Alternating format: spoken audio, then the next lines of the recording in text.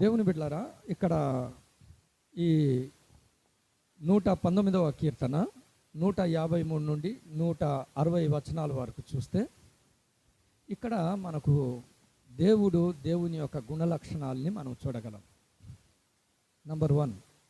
Number 2, దేవుని యొక్క వాక్యము ఎంత శ్రేష్టమైనదో నీవిచ్చిన మాట. లాస్ట్ వీక్ తమ్ముడు చెప్పాడు కదా, దేవుడు ఇచ్చే మాటలు అంత సాధారణమైనవి కావు. దాని కొరకు తన సేవకుడైన మోసే ఎంత శ్రమపడ్డారో, ఎంత తృష్ణగొని ఆ మాట కొరకు 40 దినములు రేయిలు పర్వతము ఎక్కి పొందుకున్నాడో తమ్ముడు చాలా చక్కగా వివరించాడు. ఈ దినం మనము దేవుడిచ్చిన మాట ఎంత శ్రేష్టమైనదో దేవుని గురించి మనం ఆలోచన చేయాలా, అందుకు దేవుని స్తుతించాలా, దేవుడిచ్చిన మాటను గురించి మనం ధ్యానం చేయాలా, అందుని బట్టి దేవుని స్తుతించాలి. 3వది, దేవుని యొక్క గ్రంథకర్త ఎలాంటి వాడో, ఈ గ్రంథకర్త ఆయన యొక్క లక్షణాలు ఎలాంటివో ఈ లేఖనాల్లో మనం చూస్తాం. ఎట్ ద సేమ్ టైం దేవుని బిడ్డకు, దేవుని భక్తి పరునికి, భక్తిహీనునికి ఉన్న తేడా కూడా మనం గమనిస్తాం. దేవుని గురించి మనం కొద్దిగా ధ్యానం చేయాలా, దేవుని వాక్యమును గురించి మనం ధ్యానం చేయాలా, దేవుని బిడ్డ భక్తిపరుడు గురించి మనం ఆలోచన చేయాలా, భక్తిహీనుల గురించి మనం ఆలోచన చేయాలా. ఇక్కడ మనం చూస్తే దేవుని బిడ్డలారా, 156వ వచనంలో ఏమని వ్రాయబడిందంటే 119, 156, దేవుని యొక్క కనికరము ఎంత గొప్పదో, మితి లేనిదంట. అంటే దేవుని యొక్క కనికరము ఇంతటితో అయిపోతుంది, ఇంకా మన కనికరము, దేవుని యొక్క కనికరం మనకు దొరకదు అనడానికి లేదు. దేవుడు ఎంత కనికర సంపన్నుడో దేవుని బిడ్డలారా, ఆయన కనికరము నాకు మితి లేదు. ఫలానా వారి వరకు మనం కనికరము చూపి తర్వాత విడిచిపెట్టేద్దాము అనడానికి లేదు. మీరు లేఖనములో చూస్తే, మత్తయి సువార్తలో మనం చూస్తే ఏమని వ్రాయబడి ఉంటుందంటే, దేవుని యొక్క కనికరము గురించి మార్కు సువార్త 6వ అధ్యాయం 34వ వచనం. ఎలాంటి పరిస్థితుల్లో తన దగ్గరికి వచ్చే జనాలు ఎలాంటి పరిస్థితుల్లో ఉన్నారో ఆయన వారిని చూచేవాడు, మనల్ని చూచే దేవుడు అండి. వారి మీద ఆయన కనికరపడ్డాడు. ఆయన కనికరమునకు మితి లేదు, అపరిమితమైన కనికరము కలిగిన వాడు మన దేవుడు. దేవుని యొక్క గుణ లక్షణాల్లో చూస్తే, అలాగే చూడండి మరొక వచనం కూడా చూద్దాం. 119వ కీర్తన 96వ వచనంలో ఏమని వ్రాయబడిందంటే, దేవుని యొక్క ఉపదేశములు అపరిమితమైనవి. ఒకటి, దేవుని యొక్క కనికరము మితి లేనిది, అపరిమితమైనది అది కూడా. అందుకే నువ్వు ఎప్పుడు ఏ స్థితిలో ఉండి దేవుని యొక్క కనికరం, మనం చాలాసార్లు ప్రార్థన చేస్తాం. మన ప్రార్థనలో ఏముంటుంది? ప్రభువా నీ కనికరం మా పైన చూపించము, ప్రభువా నీ కనికరము నా కుటుంబం మీద. ప్రతి విశ్వాసి చేసే ప్రార్థనలో దేవుని యొక్క కనికరం. గుడ్డివాడు అంటాడు, ప్రభువా నా మీద, దావీదు కుమారుడా నీ కనికరం, నా బిడ్డల మీద నీ కనికరం చూపు అని మనం ప్రార్థన చేస్తాం. కష్టాల్లో, బాధలో ఉన్న ప్రతిదీ దేవుని బిడ్డ దేవుని యొక్క కనికరం వైపు. అందుకే ఆయన కనికరం ఎలాంటిదట? అపరిమితమైంది. There is no limit. మనం దినదినము ప్రభువా ఇంత అపరిమితమైన కనికరం మా ఎడల, దీనుల ఎడల తన కనికరమును ఆయన చూపువాడు. రెండవది, ఆయన ఉపదేశములు ఎలాంటివట? అపరిమితమైంది. ఇంతకుముందు మనం చూసాం. ఒక రోజుతో దేవుని యొక్క ఉపదేశము అయిపోయేది కాదు. డే బై డే ఆయన యొక్క ఉపదేశములు చాలా నూతనత్వంగా ఉంటుంది.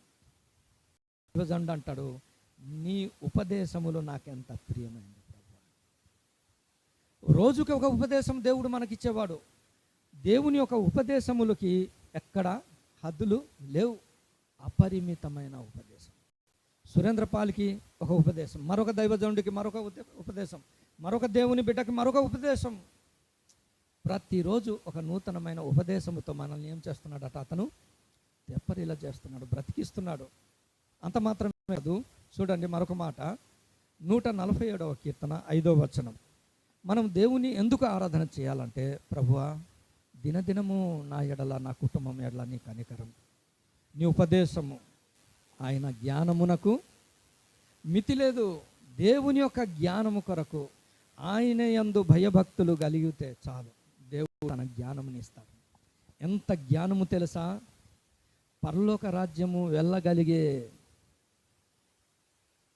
అంత జ్ఞానం మనకు దేవుడు ఇస్తాడు. చంద్రమండలమునకు వెళ్ళగలిగే జ్ఞానము ఈ లోకములో ఉంది.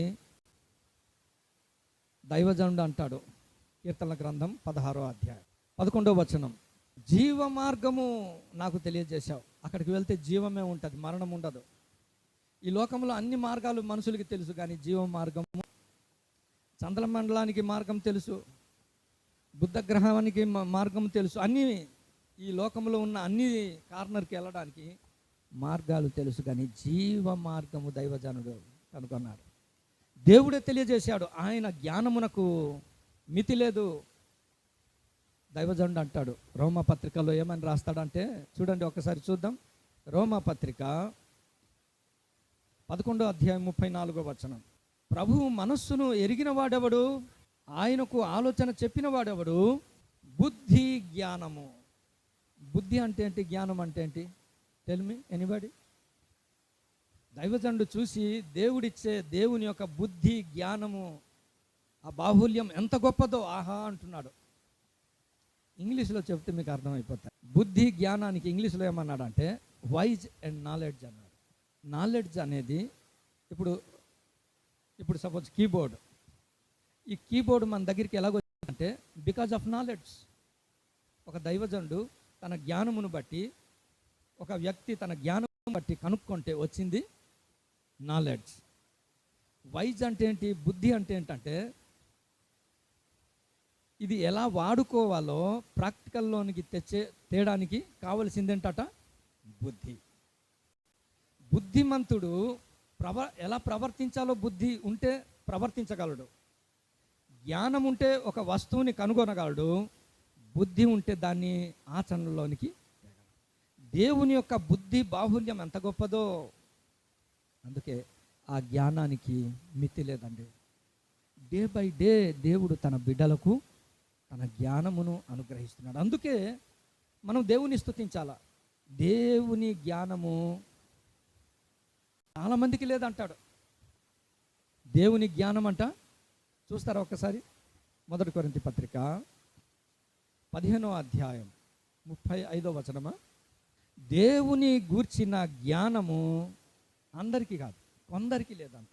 ఈ లోకంలో చాలామంది ఉన్నారు, అందరికీ లేదు, కొందరికి లేదు అంటున్నాడు. దేవుడు తన యందు భయభక్తులు కలిగిన వారికి తన జ్ఞానమును ఆయన ఇస్తాడు. ఆ జ్ఞానముతో జీవ మార్గమును ఆయన కనుగొనగలుగుతున్నాడు. అందుకే దినదినము తన జ్ఞానమును మనకు అనుగ్రహిస్తున్నాడు. మన ఎడల కనికరము చూపుతున్న దేవుడు, మనకు ఉపదేశమును అనుగ్రహిస్తున్న దేవుడు, మనకు జ్ఞానమును ఇస్తున్నాడు. మరొక మాట ఏమంటాడంటే రోమపత్రిక 5:21లో ఆయన కృప అపరిమితమైనది కదా. పాపం ఎక్కడ విస్తరిస్తే, ఈ మాట చాలా జాగ్రత్తగా మనం అర్థం చేసుకోవాలి. పాపం విస్తరిస్తుందని మనం పాపం చేయడానికి వీల్లేదు. పాపం చేయడానికి కృప లైసెన్స్ కాదు. దేవుని కృప నిన్ను రక్షించడానికి తప్ప నిన్ను పాడు చేయడానికి, పాపం చేయడానికి లైసెన్స్ కాదు. Try to understand God's word. దేవుని యొక్క కృప అపరిమితం. అందుకే నేను రాసిన పాటలో, కృపగల దేవా నా యేసయ్యా, నీ కృప వివరింపతరమా, జీవము కంటే ఉత్తమమైనది, జీవము కంటే ఉత్తమమైనది, నీ కృప వివరింపతరమా. దేవుని యొక్క కృపను మనం వివరించలేము. పాపులమైన మనము పాపము విస్తరించిన పరిస్థితుల్లో, పాప సమాజంలో మనం ఉన్నప్పుడు మనలను రక్షించినది దేవుని యొక్క కృప. నీ కృప అపరిమితం ప్రభువా. నువ్వు ఎక్కడ ఉంటే అక్కడికి దేవుని యొక్క కృప విస్తరింపచేస్తున్నాడు. అందుకే మనం ప్రభుని ఆరాధన చేయాలి.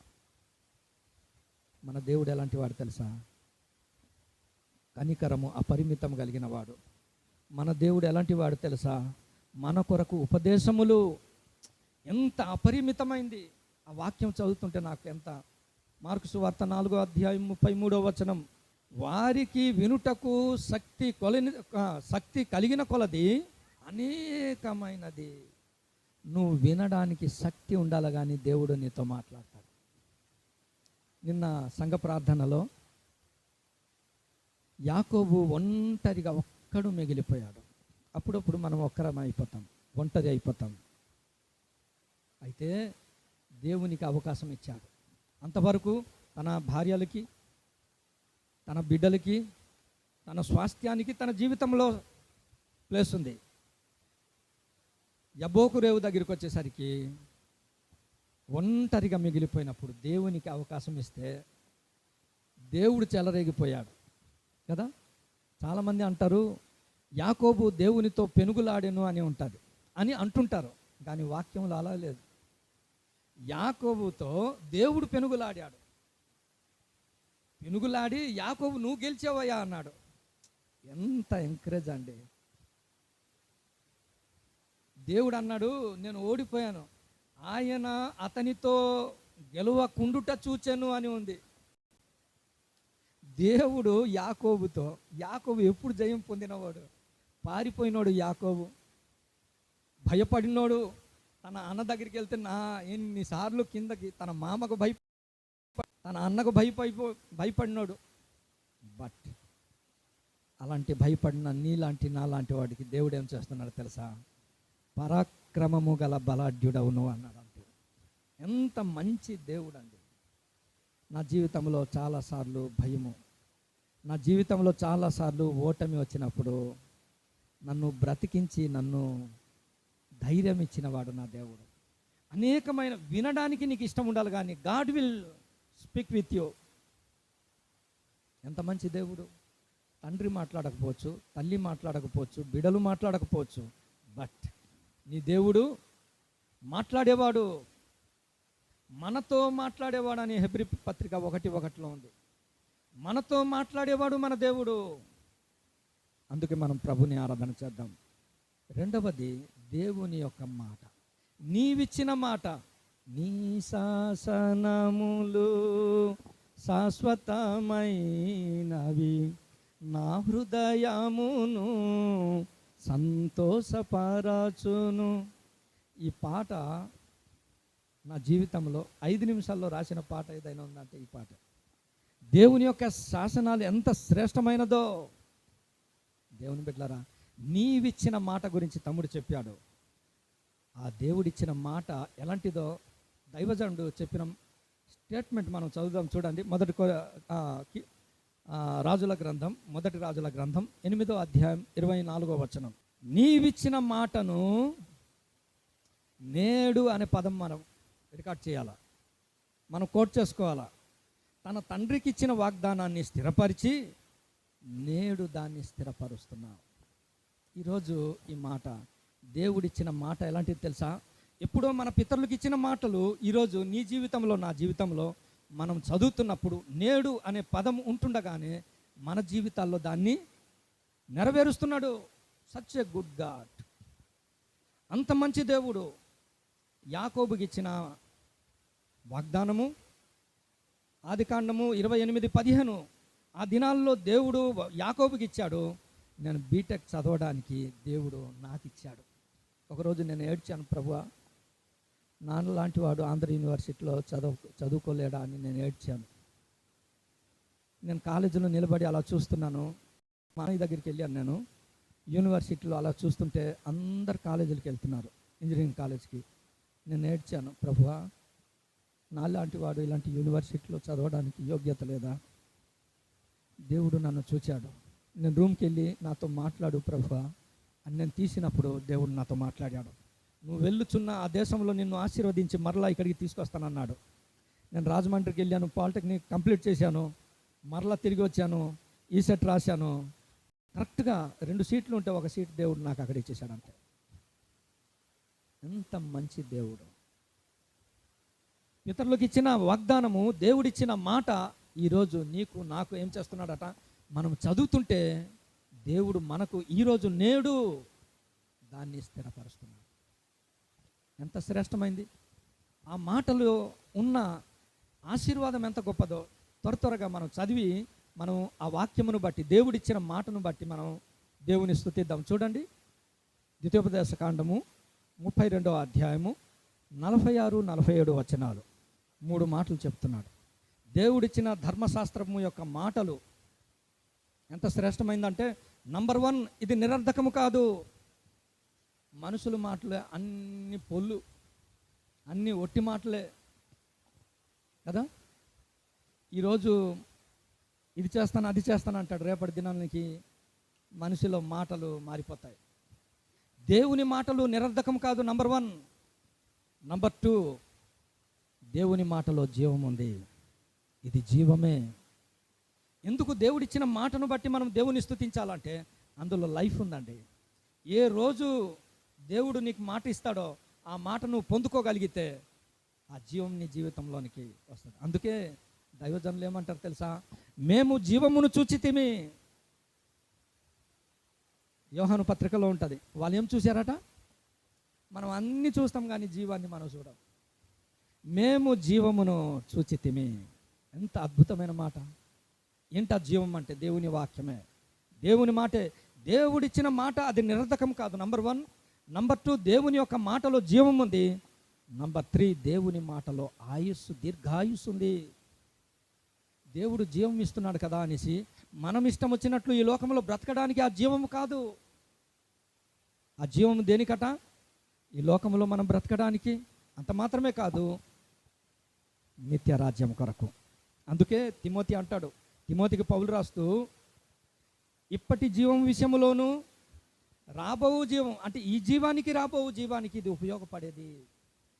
అయితే అలాంటి శ్రేష్టమైన మాట గురించి ఏమంటాడంటే 46వ వచనంలో ఏమని వ్రాయబడింది?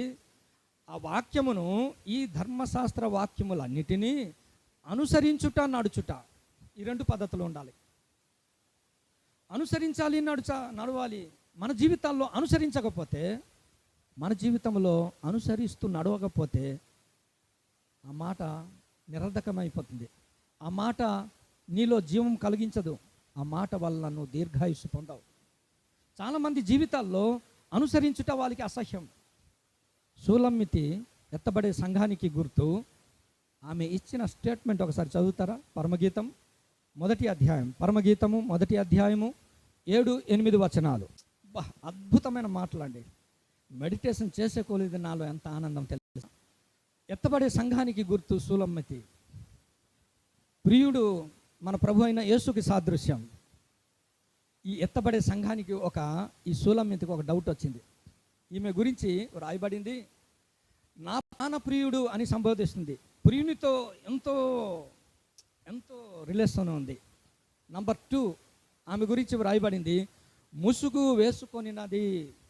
ఎంత పరిశుద్ధురాలో, దేవునికి లోబడినది. అయితే ఆమె ఇచ్చిన స్టేట్మెంట్ ఏంటి తెలుసా? అక్కడ రాస్తాడు, నీ జతకాండ్ల మందల యొద్ద నేను ఎందుకు ఉండాలా? విచిత్రమైన ప్రశ్న అండి. చాలామంది మేము డైరెక్ట్ దేవునితోనే, మనుషులు మాకు అవసరం లేదు, సేవకుడు మాకు అవసరం లేదు. ఏమంటుంది? మధ్యాహ్న కాలంలో నీ మంద ఎక్కడ మేపుతావో నాకు చెప్పేస్తే నేను అక్కడికి వచ్చేస్తానంటే దేవుడు అంత ఎర్రోడా? దేవుడు సేవకుడు ఎందుకు ఇచ్చాడు? దేవుడు సంఘం ఎందుకు ఇచ్చాడు? సంఘంలో పరిశుద్ధుల్ని ఎందుకు జతపరుస్తున్నారు? We should not deny. దేవుని సేవకునికి తన దర్శనం ఇచ్చాడు. నీ సంఘానికి ఒక సేవకుడు ఉన్నాడు, నీ సేవకునికి ఒక దర్శనం ఉంది, నీ సేవకుడికి ఒక అసైన్మెంట్ ఉంది.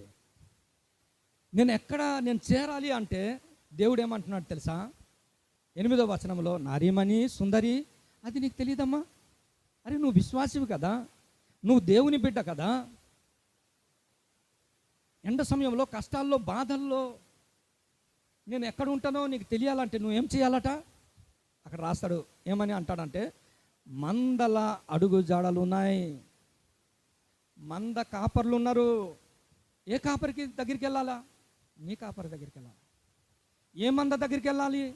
నీ కాపరి దగ్గర ఒక మంద ఉంది.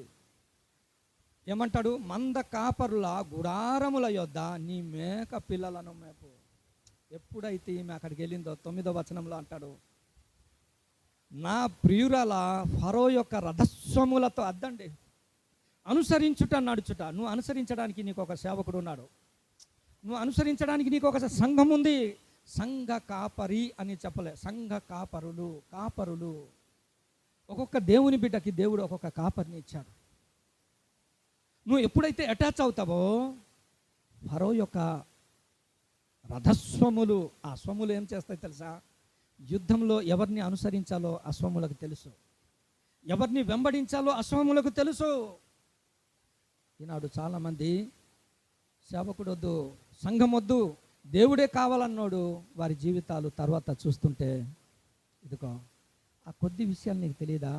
ఓ విశ్వాసి, ఆ బేసిక్ ప్రిన్సిపల్ నీకు తెలియదా అంటున్నాడు. మనం ఎందుకు దేవుని స్తుతించాలంటే, మా పిల్లలకి నేను అదే చెప్తాను, నాన్న మీరు దేవుని ఎందుకు స్తుతించాలంటే నీ తల్లిదండ్రులు ఆత్మీయులు, అందుకే దేవుని మీరు నిత్యం. చాలామందికి ఆత్మీయ తల్లిదండ్రులు లేరు, చాలామందికి దేవుని సంఘంలో సేవకులు లేని సంఘాలు ఎన్నో ఉన్నాయి. They are crying. ఒకప్పుడు నేను కూడా ఏడ్చిన వాడిని. సూలమ్మితి అడిగిన ప్రశ్నకి దేవుడు అన్నాడు, ఆ మాత్రం నీకు తెలియదా? మంద అడుగుజాడలు ఉన్నాయి, నీ సంఘానికి అడుగుజాడలు ఉన్నాయి, నీ సంఘానికి కాపరి ఉన్నాడు. అందుకే ఈరోజు నువ్వు ఎందుకు స్తుతించాలి తెలుసా? నీకు ఒక కాపరిని దేవుడు ఇచ్చాడు. నువ్వు ఎందుకు స్తుతించాలి తెలుసా? నీకు పరిశుద్ధమైన సంఘము దేవుడు ఇచ్చాడు. కష్టాలు వచ్చిందా, బాధలు వచ్చిందా, ఎండాకాలంలో, ఎండ సమయములో, మధ్యాహ్న కాలమున నీకు నీడ నీ సంఘమే. నీకు అడుగు జాడలు ఉన్నాయి, చాలామందికి లేదు. దేవుని బిడ్డలారా, అనుసరించుట నడుచుట మన జీవితాల్లో ఉంటే దేవుడు ఫరో యొక్క రథ అశ్వములతో దేవుడు నిన్ను పోలుస్తాడు. అందుకే మనం ప్రభుని ఆరాధన చేయాలి. రెండోది చూడండి, దేవుడిచ్చిన మాట ఎంత శ్రేష్టమైనదో. యాకోబు పత్రిక 1:21 నుండి 24 వచనాల వరకు మీరు చదివితే రక్షించుటకు శక్తి గల వాక్యము గురించి ఇక్కడ దైవజనుడు రాశాడు. యాకోబు 1:21 నుండి 24 వరకు చూస్తే రక్షించుటకు శక్తి గల వాక్యము. ఎలాంటి వాక్యం అట? దేవుడిచ్చే మాట శక్తి కలిగింది, ఇది శక్తిహీనమైంది కాదు. ఎంత శక్తి కలిగిందంటే ఇది నిరర్ధకము కాదు. యెషయా గ్రంథము 55వ అధ్యాయంలో ఒక మంచి మాట పరిశుద్ధాత్మ దేవుడు రాశాడు. యెషయా గ్రంథము 55వ అధ్యాయంలో మీరు చూస్తే ఒక మంచి మాట వ్రాసి ఉంటుంది. చూడండి, 10-11 వచనాల్లో చూస్తే అది నిష్ఫలముగా నా యొద్దకు రాక అంటాడు. 11వ వచనంలోనే అనుకుంటాడు. నిష్ఫలముగా, దేవుని యొక్క మాట నిష్ఫలం కాదండి. దేవుడు నీకు ఇచ్చిన మాట దేవునికి అనుకూలంగా నిన్ను మార్చేస్తుంది. That's why we have to worship God. నువ్వు దేవునికి అనుకూలంగా నువ్వు మారలేవు. దేవుని యొక్క మాట నిన్ను ఏం చేస్తుంది తెలుసా? దేవుని కొరకు నిన్ను అనుకూలంగా మార్చేసి నీకు ప్రయోజకునిగా, ఇంకా నీ జీవితంలో అలాగే మీరు తర్వాత చదివేయండి ఇంటికాడ. అక్కడ ముండ్ల పొదలు ఉన్నాయి, గచ్చ పొదలు ఉన్నాయి. ఇక దేవుని మాట వచ్చిన తర్వాత ముండ్ల పొదలకి స్థానం లేదు, గచ్చ పొదలకి స్థానం లేదు. ఇంకా ఆనందము, సంతోషము, సమాధానమే, ఇంకా పచ్చదనమే అందులో ఉంటుంది. అందుకే మన జీవితాల్లో మనం ఇష్టం వచ్చినట్టు బ్రతకడానికి దేవుడు మనకి జీవం ఇవ్వలే. యాకోబు ఏమంటాడంటే ఫరో దగ్గరికి యాకోబుని తీసుకొచ్చినప్పుడు నీకు ఎన్ని సంవత్సరాలు అంటే, యాకోబు ఏమంటాడు? నేను జీవించిన సంవత్సరములు 49. ఆదికాండం 49 అక్కడ ఏమని రాస్తాడంటే వచనం 47:9లో నేను జీవించిన సంవత్సరములు చాలా కొద్దిదే. అయ్యో అయ్యో అయ్యో అయ్యో, నేను యాత్ర చేసిన సంవత్సరములు 130. దేనికి నీ యాత్ర? జీవించిన సంవత్సరాలు కొద్దిగా అట. అరే, దేవుడు నీకు ఇచ్చిన జీవం దేనికి తెలుసా? ఇప్పటి జీవం విషయంలో, రాబో జీవం విషయంలో దేవుడు కౌంట్ చేయగలిగితే ఎంత భాగ్యం. యాకోబు అంటాడు, నేను దేవుని కొరకు జీవించింది కొద్దిగా అట. దేవుని బిడ్డలారా, నంబర్ 1, దేవుడు మనకిచ్చే వాక్యం నిరర్ధకం కానిది, నిష్ఫలం కానిది అందుకే మనం దేవుణ్ణి ఆరాధన చేయాలి. దినము దేవుని వాక్యమును బట్టి మనకు జీవం కలుగుతుంది. దినము దేవుని వాక్యమును బట్టి మనం బ్రతుకుతున్నాం. రెండవది, రక్షించుటకు శక్తి కలిగినది దేవుని వాక్యం. ఎలాంటి శక్తి తెలుసా? అక్కడ రాస్తాడు 21 నుండి 24 వరకు. సమస్త కల్మసము నుండి విర్రవీగుచున్న దుష్టత్వం ఉంది, వాటన్నిటి నుండి దేవుడు ఏం చేస్తున్నాడు తెలుసా? రక్షిస్తున్నాడు. అయితే ఎప్పుడు నిన్ను రక్షిస్తుంది? అక్కడ ఒక మాట ఉంటుంది చూడండి, లోపల నాటబడి దేవుని వాక్యము నీ జీవితంలో నాటబడాలండి. అలాగొచ్చి అలాగే వెళ్ళిపోతే కుదరదు. చాలామంది జీవితాల్లో దేవుని వాక్యానికి జీవితాల్లో స్థానం లేదు. నాటబడితే ఒక విత్తనము నాటబడితే తప్ప అందులోనికి జీవం రాదు. నాటబడకుండా బయట ఉంటే పక్షులు వస్తాయి, దాన్ని పట్టుకొని వెళ్ళిపోతాయి. నాటబడిన వాక్యం నీ జీవితంలో ఉండాలని దేవుడు కోరుకుంటున్నాడు. నీ జీవితంలో దుష్టత్వం పోవాలా, విర్రవీగుచున్న దుష్టత్వము కల్మసము పోవాలా, దేవుని వాక్యము నీ జీవితాల్లో నాటబడాలి. దేవుని మాటల్ని దేవుని సన్నిధిలో వినడము, దాని ప్రకారంగా ప్రవర్తించదు.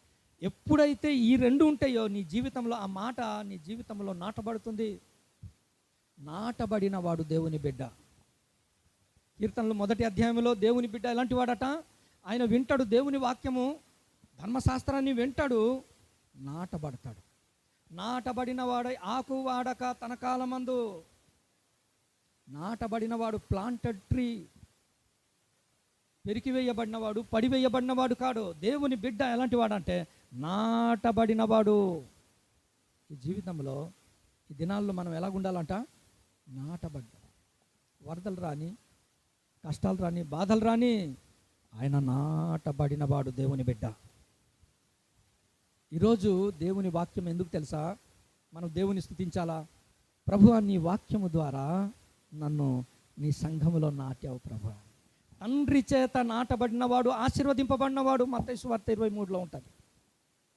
నాటబడిన జీవితం దేవుని బిడ్డలది. ఈరోజు సంఘములో నిన్ను నాటాడు, దేవుని ప్రజల మధ్య నిన్ను నాటాడు. దినదినము దేవుని చేత, దేవుని సారము చేత. ఒక తోటలో అంజూరపు చెట్టు నాటబడినది అని వ్రాయబడింది. దానికి నీళ్లు పోస్తున్నాడు, దానికి ఎరువు వేస్తున్నాడు, అది ఫలించాలని ఎన్నో ప్రయత్నం తోటమాలి చేస్తున్నాడు. సచ్ ఏ వండర్ఫుల్ ప్రక్రియ దేవుని వాక్యం. అందుకే దేవుని వాక్యమును బట్టి మనము ఆరాధన చేయాలి. మూడోది చూస్తే 147:15లో మీరు చూస్తే, కీర్తనలు 147:15లో చూస్తే దేవుని వాక్యం ఎలాంటిదంటే బహు వేగంగా పరిగెట్టి వెళ్ళిపోతుందట. దేవుని వాక్యం ఎలాగ వెళ్తుందట? మనం చక్కగా మనం కూర్చొని ఇంకా పరిగెత్తక అలాగున్నామంటే దొరుకుతుందా దేవుని వాక్యం? లోకం పరిగెడుతుంది దేనికి? న్యూ టెక్నాలజీ కొరకు. మనుషులు కూడా పరిగెడుతున్నారు, బాధరగా పరిగెడుతున్నారు దేనికి? ఆ న్యూ టెక్నాలజీ అందిపుచ్చుకోవడానికి.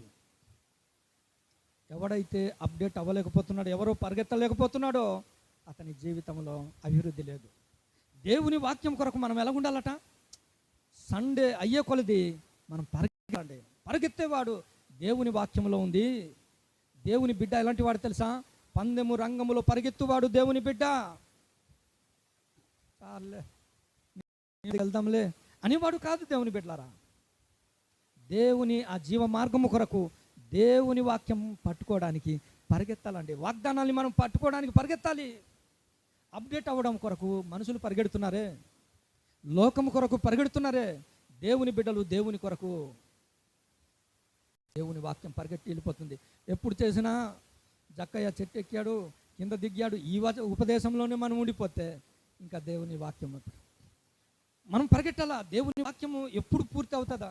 ఇంకా ఆదికాండంలోనే ఉన్నాం, ఇంకా కీర్తనల గ్రంథంలోనే ఉన్నాం, ఇంకా మత్తయి సువార్తలోనే మనం ఉన్నాం. మనం మెడిటేషన్ ప్రకటన వరకు ఎప్పుడు వెళ్తామండి? మన వయసు ఎంత? సంవత్సరంలో ఒకసారి కంప్లీట్ అయిపోవాలా. వాక్యం కొరకు పరిగెట్టినాడు ఈ చివరి నుండి ఆ చివరికి. ఒక సంవత్సరంకి ఒకసారి పరిగెట్టేస్తాను ప్రభువా. నాకు అన్నాడు మా అన్న, ఎవరు దేవరాజు అన్న, ఈ సంవత్సరం వాక్యం చదివేస్తానని ఒక తీర్మానంతో ఇక్కడ నుండి వెళ్ళండి అంటే నేను వెళ్ళిపోతానని చేతులు ఎత్తేసాను మా మైకేల్ లాగా. ఒక్కరోజు యెషయా గ్రంథం ఈ చివరి నుండి ఆ చివరి వరకు 66 అధ్యాయాలు చదివేశాను అంతే. ఇంకా కదలలేదు, ఇంకా అంతే. ప్రభువా, నీ వాక్యంతో నేను పరిగెట్టాలి ప్రభు అన్నాను. ఉదయం మోకరించాను, దేవుని వాక్యం పట పట పట పట చదువుతూనే ఉన్నాను. విసుగు వచ్చేస్తుంది, బాధ వస్తుంది, నిద్ర వస్తుంది, సురేంద్రపాల్ పరుగు తీర్మానం చేసుకుంటావా? నువ్వు పరిగెట్టగలిగితే దేవుడు నీ కొరకు ఉంచిన ఆ శ్రేష్టమైన పదార్థాలని నువ్వు పొందుకుంటావు. ఆ నూతనమైన సంగతులను నువ్వు పొందగలుగుతావు. పరిగెట్టినోడు, దేవుని వాక్యం కొరకు పరిగెట్టినోడు ఖచ్చితంగా దేవుడు అనుగ్రహించే ఆ నూతన పదార్థాలు ఖచ్చితంగా పొందుకుంటున్నారు. దేవుని బిడ్డలారా, దేవుని వాక్యాన్ని నిర్లక్ష్యం చేసినోడు జీవితాల్లో అంత చీకటి అంధకారమే. Look at the world. ఎవరిలో దేవుని వాక్యం కొరకు ఆ తృష్ణ ఆశతో పరిగెట్టారో వారి జీవితాల్లో కొత్త పదార్థాలు వారికి దొరకట్లేదు. దేవుని వాక్యం, పరిగెట్టే వాక్యం దేవుడు నీకు ఇస్తున్నాడు, నిన్ను పరుగెట్టింపజేస్తున్నాడు అండి. ఈరోజు దేవుడు మనకిచ్చిన దర్శనాన్ని బట్టి కింద మీద కింద మీద ఈ దేవుని వాక్యాన్ని ధ్యానం చేస్తున్నాం. అందుకే అంత శ్రేష్టమైన వాక్యమును బట్టి మనం ప్రభుని ఆరాధన చేయాలా. మరొక మాట చెప్పి చూడండి, ఒక 5 నిమిషాలు ముగించేస్తాను. చూడండి మరొక మాట, 1 తిమోతి పత్రిక 4:5. దేవుని వాక్యం వలన పదార్థాలని దేవుడు పవిత్రపరిచేస్తున్నాడు. అంతే. ఎంత మంచి, ఎంత పవర్ఫుల్ అండి. ఈ డస్ట్ పట్టిన ఈ సురేంద్రపాల్ ఈ లోకములో కల్మషంతో అపవిత్రతతో నిండిపోతుంటే దేవుడు ఏం చేస్తున్నాడట? తన వాక్యము వలన. యోహాను పత్రిక 15:3 నువ్వు ఎవరివైనా సరే, నేను చెప్పిన మాట విన్నవే, మాటను బట్టి నువ్వు పవిత్రం, అంతే. అందుకే దేవుని వాక్యం చదివేసి నేను గొప్ప సరదా అయిపోతాను. ఎందుకు తెలుసా? ఇప్పుడు పరిశుద్ధుడిని అయిపోయాను, అంతే. దేవుని వాక్యము నువ్వు వింటే చాలు, నువ్వు పవిత్రత నీకు వస్తుంది. దేవుని వాక్యం నువ్వు చదివితే నీకు పవిత్రత వస్తుంది. దేవుని వాక్యం గైకుంటూ ఉంటే నీకు పవిత్రత. అదిగో 10 మంది వెళ్తున్నారు కుష్ఠరోగులు, దేవుని మాట వింటూ అలా నడుచుకుంటూ వెళ్ళిపోతుంటే నడుస్తూ నడుస్తూ శుద్ధులు అయిపోయారట. వాట్ ఏ వండర్ఫుల్ అండి. నీ మాటను బట్టి, ఆ మాటను బట్టి శతాధిపతి యొక్క కుమారుడు దాసుడు స్వస్థత పొందాడు, అంతే. బ్రతికించాడండి. దేవుని బిడ్డ, నిన్ను పవిత్రపరచడానికి, నిన్ను బ్రతికించడానికి దేవుడు తన మాటనిచ్చాడు. నీవిచ్చిన మాట, అందుకు దైవజనుడు అంటాడు. ఎన్నిసార్లు రాయబడింది తెలుసా?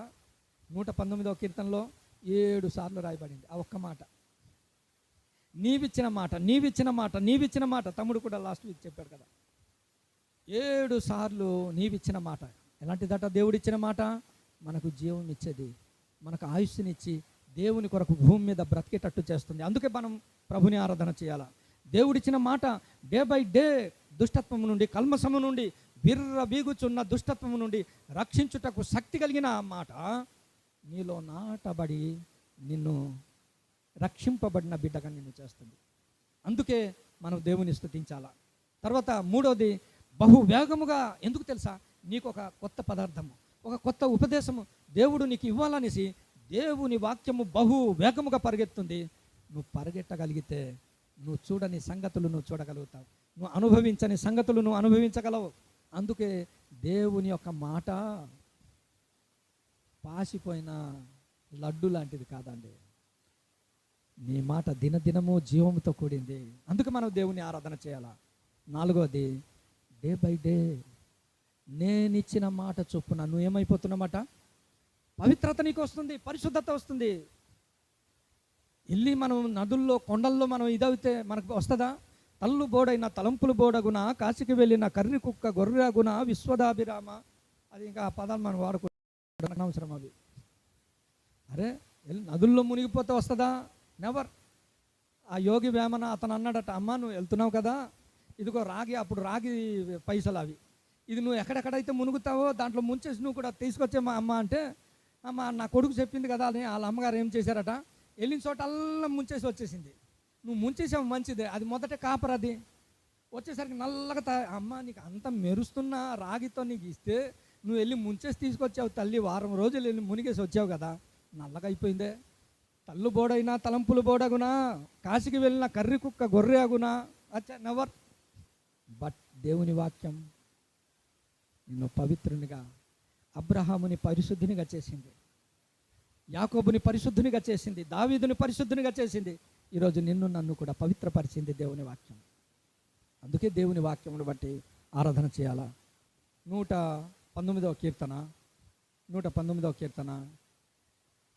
153వ వచనములో దైవజండు గురించి రాశాడు దేవుడు. నీ ధర్మశాస్త్రమును నేను మరచువాడును కాను. ఎంత మంచి దైవజండు అండి. ఈ లోకంలో చాలామంది దేవుని వాక్యాన్ని మర్చిపోయిన వాళ్ళు ఉన్నారు. దేవుని ధర్మశాస్త్రమును మరిచిపోయేవాడు కాడు దావీదు. 157లో ఏమని ఉందంటే, నీ న్యాయ శాసనముల నుండి నేను తొలగిపోయేవాడిని కాను.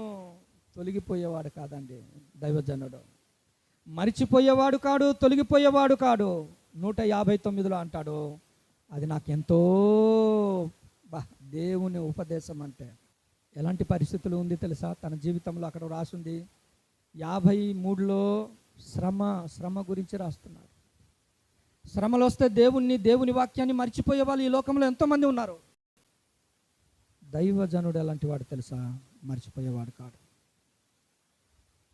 ఇలాంటి దైవజనుని నీ ముందర దేవుడు పెట్టాడు, నువ్వు ఆరాధన చేయవా? నీకంటూ ఒక మాదిరి గల దైవజనుని దేవుని లేఖనాల్లో ఉంచాడు. 157వ కీర్తనలో 7వ వచనంలో ఏమని ఉంది? ఆయన్ని తరిమేవారు ఉన్నారు, ఆయనకి విరోధులు ఉన్నారు. పరిస్థితులు అర్థమవుతుందా? ఆయన తొలగిపోలేదండి. మనకు తరమకుండా, మనకు విరోధులు లేకుండా తొలగిపోయే జనాంగం ఇశ్రాయేలు నన్ను మరిచిపోయిరి అని దేవుడు రాయించాడు. ఈరోజు నీ గురించి ఏమంటాడు? దావీదులాగా నా బిడ్డను మర్చిపోయేవాడు కాదు. శ్రమలు వచ్చాయి, అనారోగ్యం వచ్చింది, బాధలు ఉన్నాయి, తరిమేవారు ఉన్నారు, విరోధులు ఉన్నారు, భక్తిహీనులు చుట్టుముడుతున్నారు. ఒక అక్క పాట పాడేస్తుంది, నా శత్రువులు నన్ను చుట్టినను. నీకు శత్రువులు దేవుని బిడ్డలా? దేవుని మందిరంలో ఉండి దేవుని బిడ్డల్ని నువ్వు శత్రువులుగా చూస్తే నీకు ఏం ఆత్మీయత? నీకు నీ శత్రువులే నీకు తెలియకపోతే ఇంకా నువ్వు ఏం ఆరాధన చేయగలవు? Do you know enemy? దుష్టుని గురించి అతనికి తెలుసు. దేవుని బిడ్డలారా, ఇక్కడ రాయబడింది. కష్టాలు ఉన్నాయి, బాధలు ఉన్నాయి, ధర్మశాస్త్రాన్ని మర్చిపోయేవాడు కాడు. తరిమేవారు ఉన్నారు, విరోధులు ఉన్నారు, భక్తిహీనులు ఉన్నారు. అయినా సరే దేవుని నుండి తొలగిపోయేవాడు కాడు. అంత మాత్రమే కాదు, దేవుని ఉపదేశం అంటే అంత. అందుకే మనం దేవుని ప్రభువా ఇలాంటి గొప్ప గొప్ప దైవజాన్ని మా ముందర ఉంచి దేవుని మరవకుండా, దేవుని నుండి తొలగిపోకుండా దినదినము దేవుని ఉపదేశం వారి దగ్గర నుండి పొందుకుంటూ దేవుణ్ణి ప్రేమించే మనస్సు దేవుడు మనకి ఇస్తున్నాడు. అందుకే దేవుని ఆరాధన చేయాలి. అట్టి కృప దేవుడు మనకు దయచేయును గాక.